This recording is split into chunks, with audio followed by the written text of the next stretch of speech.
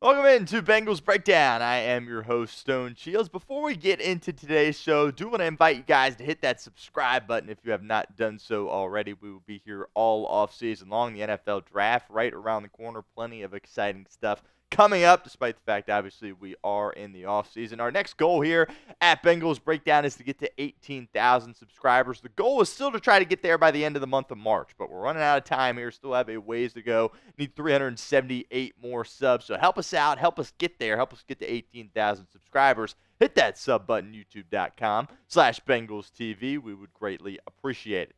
By the way, I am doing a little solo producing here on today's edition of Bengals Breakdown. So if you see me look down or whatever the case may be, just trying to do multiple things here at once as we progress through today's show. But coming up on today's show, two free agents we're going to be spending some time talking about, one of which is going to be visiting with Cincinnati today. He is probably visiting with the Bengals brass right now as we speak. Also some Mike Brown conversation. Of course, T. Higgins, Jamar Chase. Those deals got done. Mike Brown, Rocky Arceneaux had some comments to Bengals.com's Jeff Hobson about Mike Brown. Going to be breaking those down here on today's show. Another mock draft to close out today's edition of Bengals Breakdown. Paul Dehner Jr. actually got his pick in. All the athletic beat writers kind of came up with a round one mock here after most of the main guys in free agency have been signed. And Paul Dehner Jr. put in his pick for the Bengals at number 17. We'll be talking about who he has going to the Bengals. Let's start here with this free agent visit. The Bengals are bringing in free agent guard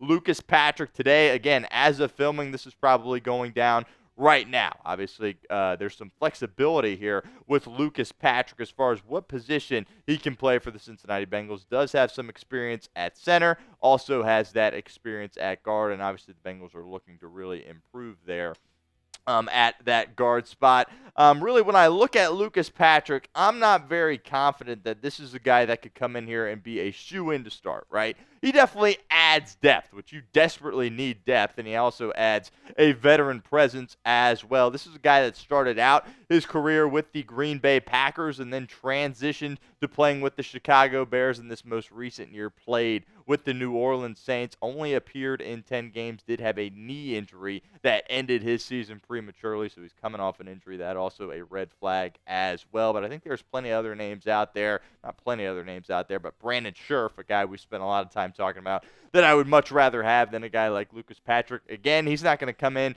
and be a shoe-in starter. He would be competing with guys like Cordell Volson and Cody Ford for that starting guard spot, whether it be on the left side or on the right side. There is that veteran presence that the Bengals do need. He is 31 years of age. He's been around winning before, obviously Green Bay, to start his career. There was a lot of winning there.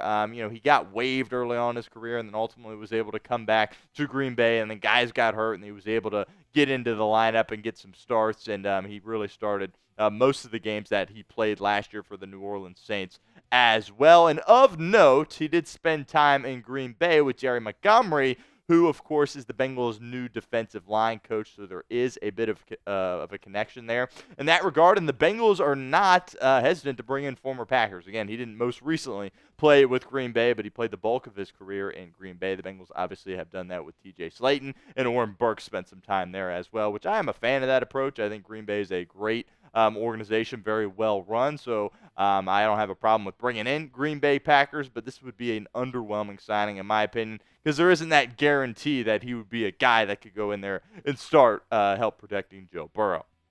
Let me know what you think, though. Would you guys sign Lucas Patrick? It is the pinned comment of today's video, so if that ad comes here on YouTube, that is totally fine. You can ignore it. You can take advantage of it. Head down into the comments. Let me know. Would you sign Lucas Patrick? Type Y for yes or N for no.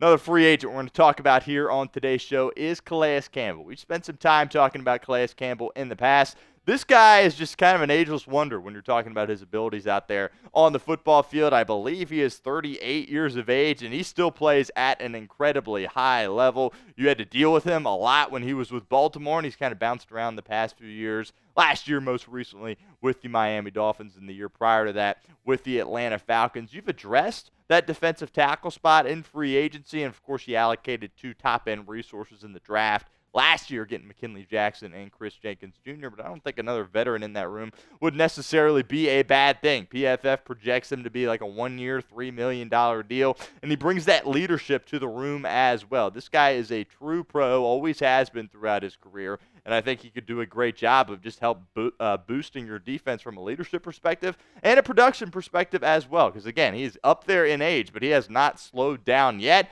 At some point, Father Time is going to catch up to him, but I don't think it's going to be this year when you're talking about Calais Campbell. And NFL.com did, by the way, have him as the top available free agent remaining for the Cincinnati Bengals. So certainly something of note. I'm totally here for it, but I would be surprised if Cincinnati ultimately made that move.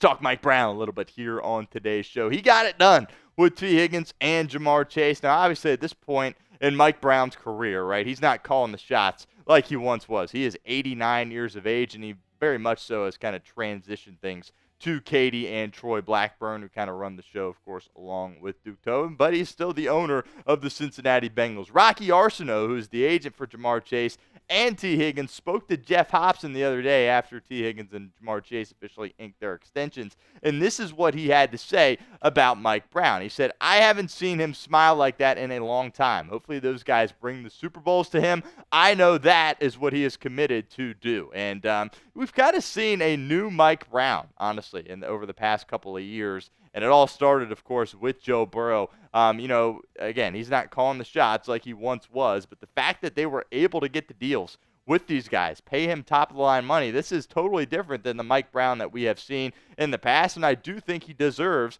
a lot of credit for this. Look, we've been banging that, the Mike Brown family forever, and I think a lot of it is warranted, but you got to give them credit there. They're finally paid up, and they got the deals done, and the stars are staying here in Cincinnati. And again, he's getting up there in age, and it seems like he's doing everything he possibly can to try to get this team a Super Bowl before, ultimately, he passes away. It sounds awful to say, but he's 89 years old. I'm not exactly sure how much time he's going to have left. There is urgency to win now for him to get a world championship here in Cincinnati, and I just want to applaud him and his family for getting this done. And it's great to hear that Rocky Arceneaux says, that he is upbeat, excited, and hopefully this Bengals team can go out there and get some wins on the board for him in 2025 and ultimately win a world championship here over the next few years.